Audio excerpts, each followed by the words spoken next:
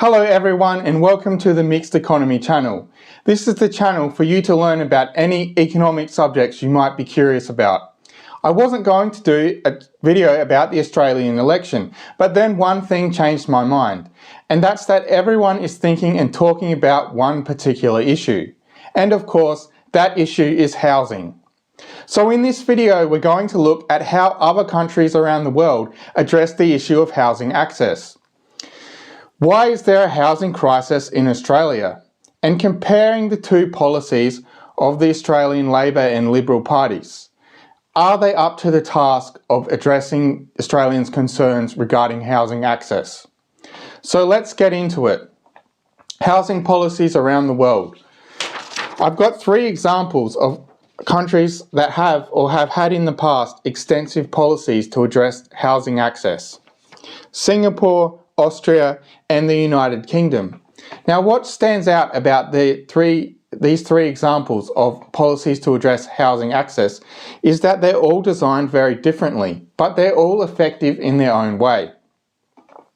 So in Singapore they have a housing home ownership rate of 90%. And all the housing is built by a government agency, and that agency gives houses or sells houses to first home buyers on a preferential basis. In the United Kingdom, houses were built by local councils, and those councils would receive subsidised finance from the government. And in fact, until about the 1980s, half of all houses in the United Kingdom were built by the public, usually by local councils. So half of all houses were built by the public. And when the public stopped building houses, the amount of houses that were built was cut basically in half, where the private sector continues to build houses, but the public sector stops and the amount of houses being built is drastically reduced.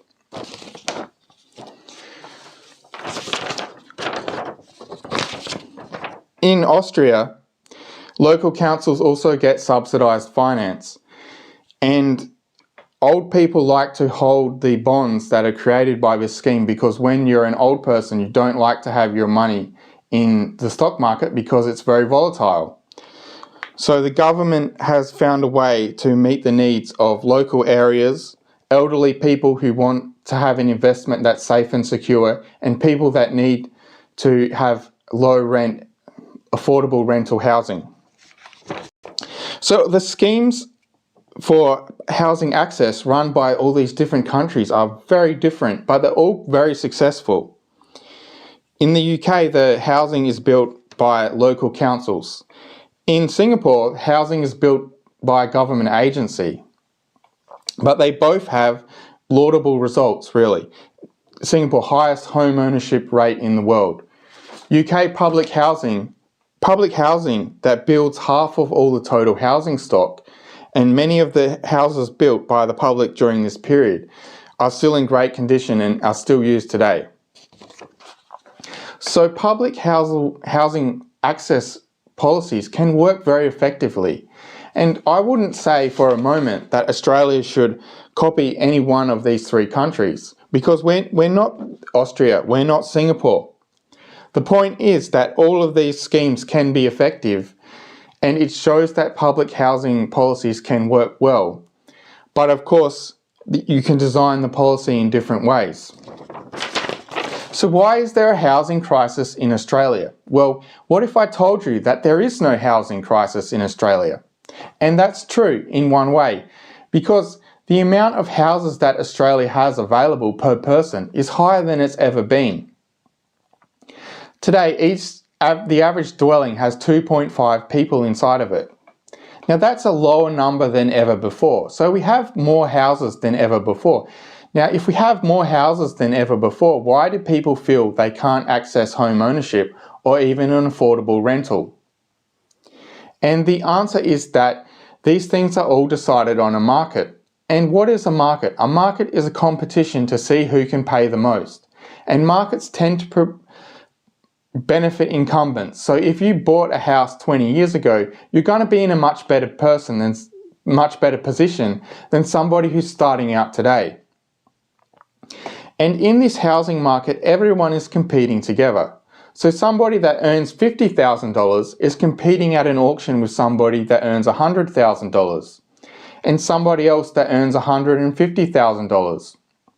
So the problem isn't really that there's not enough housing. The problem is how it's distributed.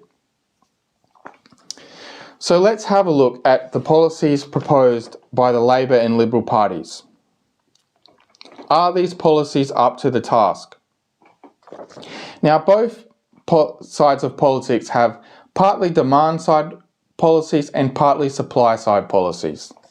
So Labor, to increase supply, they've said they'll spend $10 billion to build 100,000 new homes. But you have to look at the fine print of that promise. Only $2 billion of that will be in grants, and the rest, $8 billion, will be in concessional loans. This doesn't really make a lot of sense because the state governments can already borrow money. So if you give them concessional loans, the value of that is not very high. Also, they say $10 billion for 100,000 houses. That subsidy works out to be about $30,000 or $40,000 per house, depending on how much you value the value of the concessional loans. So an average house costs about $400,000 to build. So the subsidy doesn't cover much of the price of one of these houses, one of these 100,000 houses. And with schemes like this, it's hard to tell if the houses would have been built anyway without the policy. And Labor also has a shared equity policy on the demand side. Now, the way that shared equity works is that the government pays part of the deposit for the house and it takes an equity stake in the house.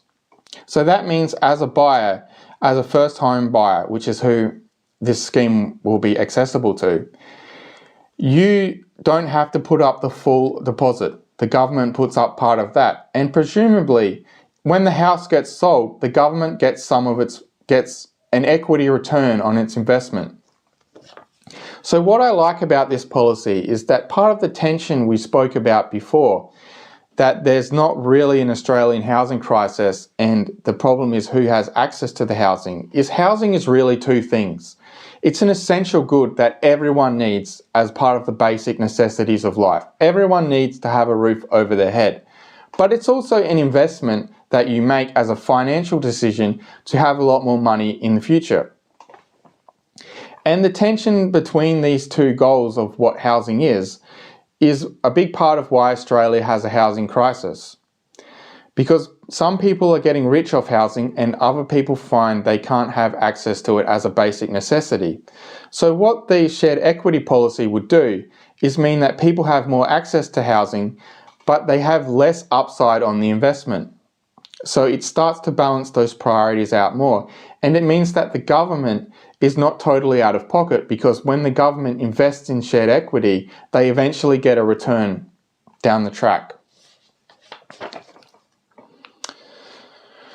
Coalition. Now the coalition has similar mix of supply and demand policies, but they're structured quite differently. The coalition has a deduction on the amount of money you pay on mortgages if the house you buy is a new build. Now, one thing about this deduction structure that the coalition has proposed is that it's worth a lot of money for some people and it's worth more money depending on how much you spend on your mortgage. So the total value of the coalition policy could be as much as $100,000 over 5 years. Now you can imagine if you have a policy that gives some people $20,000 a year, that's going to get quite expensive, especially measured by how much the policy on a per house basis, like for $20,000 a year, that's a lot of money. If we have policies like this, it gets really difficult to spend money on things like health, education, because it's just a really expensive policy design. As that compares to the Labor policy, It benefits more people, but it also gets a return to the government. So I really don't like this mortgage deduction policy from the coalition, and I think it's probably the worst policy of all the different policies announced by both parties. They also have a $5 billion infrastructure fund, and I think that's fine, giving the states extra money that they could spend on infrastructure. There's not really a difference between the coalition's $5 billion fund and Labor's $10 billion fund. In fact, funnily enough, the coalition's fund is actually worth more because $8 billion of Labor's fund is in concessional loans. So, if you've watched any coverage of these policies, the main critique from economists is that there's a supply side to policies and a demand side. Have I got this right? Okay, so it's not the mirror image, so it looks wrong on video. Anyway, there's a supply side to policies and a demand side to policies. And if you just give people money to buy houses, if you just give first home buyers grants, all it does is it pushes up demand and prices increase. So you have to do something on the supply side to counterbalance that. Now, Labor has said that its shared equity will be available to all first home buyers, and it will mean you can pay for a house with just a 5% deposit. So, and they are also saying that it won't increase house prices. So how does that work? Does that mean that the government is going to put up 15% for everyone's deposit, but it won't increase house prices? That just doesn't add up. Well, if you look at the policy in more detail, the amount of money they've set aside is just about $6 billion. This is just not a lot of money. The housing in Australia is worth about $11 trillion. So what that means is that they are not going to spend 15% of everyone's deposit. And maybe they will pay for the mortgage interest insurance, which is something you need to buy from the bank to get a loan. So their policy is actually a lot smaller than it appears, and that's why they've managed to balance out supply and demand. Because Labor's policies are designed to give the impression of being a big number when they're not really. You know, it says $10 billion, but that's a fund that's spent over multiple years. And $8 billion of that $10 billion is in loans. Now, we saw similar things with Australia's Housing Future Fund. That was also $10 billion, but it turns out that's a $10 billion fund of which the investment returns will be spent. So that's about $500 million a year. So just $500 million a year. And from that, Labor promised they would buy 55,000 affordable housing for families fleeing domestic violence. Well, they've had 3 years. How many of those 55,000 houses have they built? Just 2,000. And I think this is reflective of the policies are designed to give an announcement that the leaders can answer a question and they can say, this is my plan, and they can make an announcement and it looks like they're doing something to address the problem more so than it really makes an impact. In other words, it's designed to look impressive on paper. And that's why they can say that there's no negative impacts of it pushing up house prices. Now, don't get me wrong, shared equity will benefit some people and increase housing more so for first home buyers.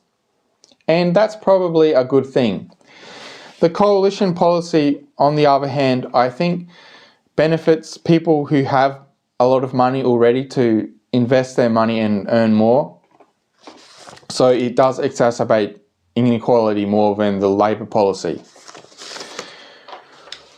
So how could these policies actually be made to be more effective?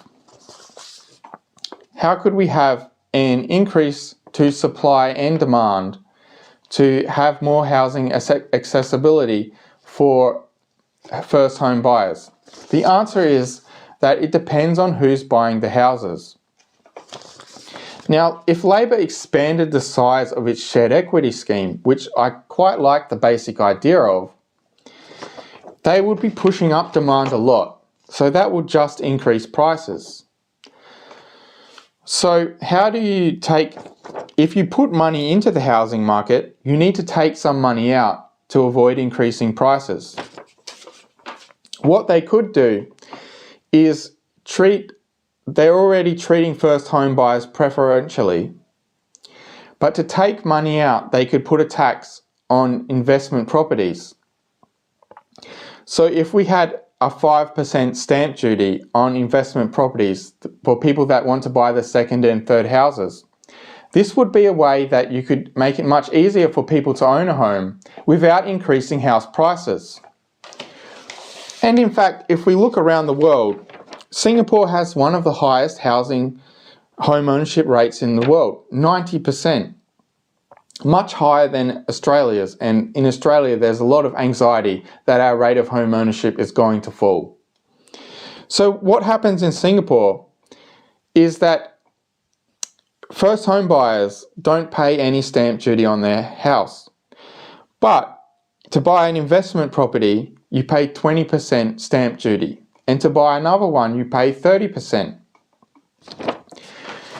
Now, Australia could do a similar thing. If Labor wanted to expand its shared equity scheme, it could announce a 5% stamp duty on purchases of investment properties. So you only pay it for your second or third house. And it could announce, for example, that this policy won't come into effect until 3 years later. So not immediately, because that would be a bit unfair. Now if they did this, we would have higher home ownership. And that would be because you're addressing the housing crisis, that some people can really outcompete other people in the market to buy a house.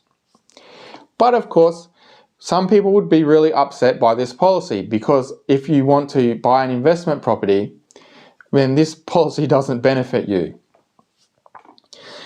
So you might say, Kyle, this would never happen. And there's some truth to that, because it would be hugely controversial. So how would we defend this policy? How could you justify doing something like that? Because investors would say, how can you justify this? This is horrible. I'm a good person. How can you say to me that I have to pay a 5% tax that other people buying their first home don't have to pay? And I think there's a fair answer to that question, which is that if you're buying an investment, you can buy any kind of investment you want. You can buy shares. So there's lots of opportunities for people that want to invest money. In order to address the housing crisis, we need to create more of a balance between first home buyers and investors.